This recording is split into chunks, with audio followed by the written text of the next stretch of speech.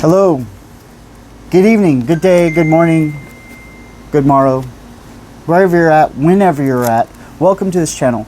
Thank you for taking time out of your day to come visit me and listen to this. It is the second part of this these studies, I guess, readings, if you want to go about it. My favorite part. So this is kind of a quick chapter, which is cool. So it's Genesis chapter 12 we'll be reading today. So I just want to welcome you and let's get going. All right. Genesis chapter 12 begins. The Lord said to Abram, "Leave your country, your people, and your father's household, and go to the land which I show you. I will make you..." Okay, so first of all, he says go, right? That's always scary, isn't it? When you're comfortable in your home and you're like, my family's here, my friends are here, it's all good. And then the Lord taps you on the shoulder and says, "Hey, I want you to go." And you're like, okay. But it says, "I will make you into a great nation and I will bless you." Oh, there we go. A little reward for the risk.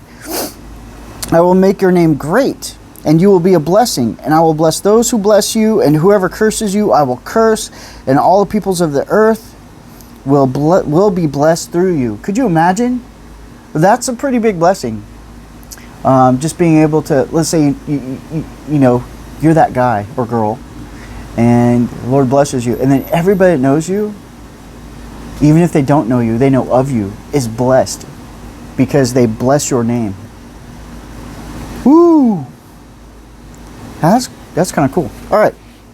So Abram left as the Lord had told him, and Lot went with him. Lot was his nephew, I think. Abram was 75 years old when he set out from Haran. Now, remember, this is like that time frame where people are, have a limit. They're starting to die off earlier, and they're starting to have kids earlier. And 75 might be a good age at this point in time. That might equivalent to our mid-30s or 40s or something like that. Anyways, 75 years old when he set forth from Haran. He took his wife Sarai, his nephew Lot. Oh, see, I was right. All the possessions they had accumulated, and the people they had acquired in Haran. And they set out for the land of Canaan, and then arrived there. Wow. So a lot of people, a lot of stuff, right? Whew. It's like more than a moving van's worth. That's for sure. All right. Abram traveled through the land as far as the site of the great tree of Moreh at Shechem. At that time, the Canaanites were in the land. The Lord appeared to Abram and said, "To your offspring I will give this land." So he built an altar there to the Lord, who had appeared to him. It's all almost like a marker, right? Like, oh, this is where, okay, this land here, boom, I'm setting up a marker. It's to the Lord, an altar, but may also serve like as a marker, like house of Abram, right here, right? Okay, so keeps people out, maybe. I don't know. Let's see. Offspring give this. So he made an altar there to the Lord who appeared there. Okay. I'm sorry. Let's back up a little bit. We're at Moreh, the tree, right? Okay, tree of Moreh. Okay, offspring I'll give this land. He built an altar to the Lord who had appeared to him. Okay, from there he went on toward the hills east of Bethel and pitched his tent.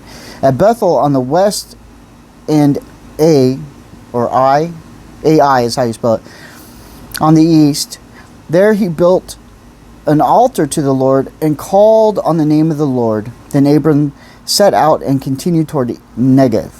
I almost wonder if he set it up like, "Okay, Lord, I'm here. Can you come get me and is this far enough? Is this my land?" Right? The Lord didn't come to see him, so he kept going. How cool. Now there was a famine in the land, and Abram went down to Egypt. Oh, so he went down to Egypt. My bad. See, that's why we keep reading. Don't stop. Keep reading. Okay. I have to retract my little boy back again. Okay, little guy. Let's see. So he went and he pitched a tent. He built one altar. He built another altar. Maybe that was the one outside boundary. Who knows? He built two altars. Now he's going to Egypt because there was a famine in the land. So Abram went down to Egypt to live there for a while because the famine was severe. That's pretty bad.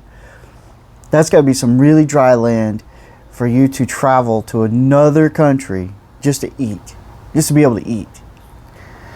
Okay, as he was about to enter Egypt, he said to his wife Sarai, I know that you're a beautiful woman. I know what a beautiful woman you are. When the Egyptians see you, they will say, this is his wife. Then they will kill me, but let you live.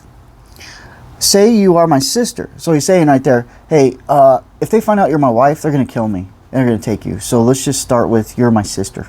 Okay? I'm going to say you're my sister, so that I'll be treated well for your sake, and my life will be spared because of you.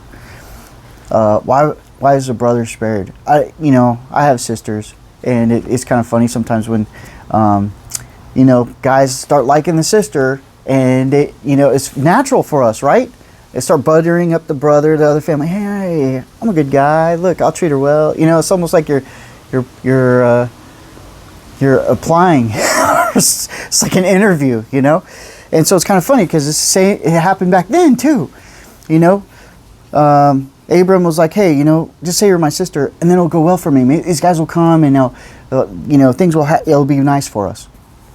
And so when Abram came to Egypt, the Egyptians saw that she was a very beautiful woman, and when Pharaoh's officials saw her, they praised her to Pharaoh, and she was taken to his palace.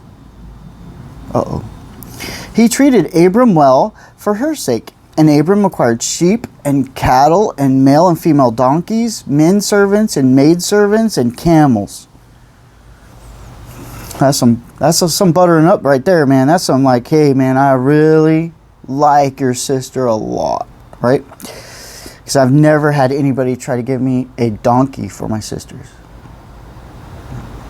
I need to go there. Okay, but the Lord inflicted serious diseases upon Pharaoh and his household because of Abram's wife, Sarai.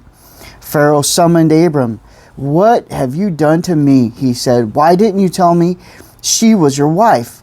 Why did you say she is my sister, so that I took her to be my wife? Now then, there is your wife. Take her and go. He's a little upset. I probably would be too. You just lied to me, man. Yeah, it was your wife, and I thought it was your sister, and I was trying to court her or date her. I mean, get out of here, And then Pharaoh gave orders about Abram to his men, and they sent him on his way with his wife and everything he had. So not only did they send him along with his wife, like all the gifts, the donkeys, and male service, all that stuff went with him too. So that's pretty interesting. I mean, like I said, chapter 12 is pretty short, so that we're already done already. It's kind of hard to believe. Usually I go like 12, 15 minutes on this thing. But cool story. It's like, I always think about this. What's the moral of the story? What's the moral lesson here? I mean, lying's bad. You're not supposed to lie. But it's one of those things, it's like, in this particular situation, it went well for Abram. But remember, he had God's promise too. Whoever will bless you, you'll bless other people and all this stuff. But still, he took the lie route, right? What would have happened if you said it was my sister, or it was my wife? Do you think it? I don't think it would have gone that well for him. Maybe he would have found food and favor and stuff, but he probably wouldn't have been endowed or had that endowment, I guess, if you want to call it, all those things that was given to him by Pharaoh. I don't know.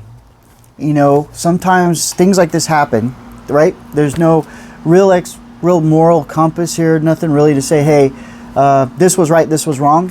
It's just this what happened. This is what happened. And so you take those stories and you go, interesting. So what would you do in that situation? What would you do? Honestly, ask yourself, what would you do? I'm not sure where I'd go. And I know where it went for Abram. I'm thinking I would probably go that route too, unfortunately. But we have to stand on a moral ground, moral compass that we have. He didn't kill nobody, so that's a good thing. Maybe we'll learn more about lying later on. Like what does the Lord really say about that? Because we know it's bad. Inside we know it's bad. We know it's bad when we lie. Because then once you start that lie, you've planted the seed of lie, and then you got to cover it with lies and do more lies just to make it a convincible lie, right? And it just gets you in deeper trouble. So, and a lot of times you could just stop a lot of arguments and things just with the truth. Just the truth straight up. No one can argue it. Oh, that was the truth. You, Jason, you stole the cookie?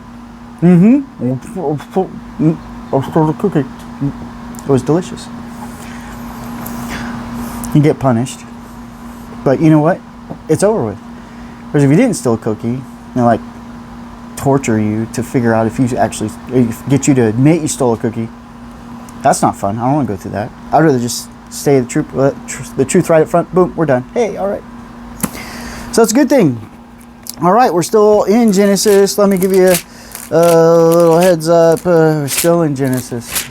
In Genesis 12. And I was thinking we're about halfway. Not even close. I'm at 30, 32, 36. I don't know. So, okay, we're not even close to half the Genesis. All right, well, until then, hope you guys be good. Be good to all the people around you. Hope you're a good neighbor. I hope you delight in the Lord and that He's delighting in you and He's revealing Himself to you by you listening to His Word. Next step for you is go hardcore and start reading it on your own. Woo! All right, until then, we'll see you guys later. Have a great day.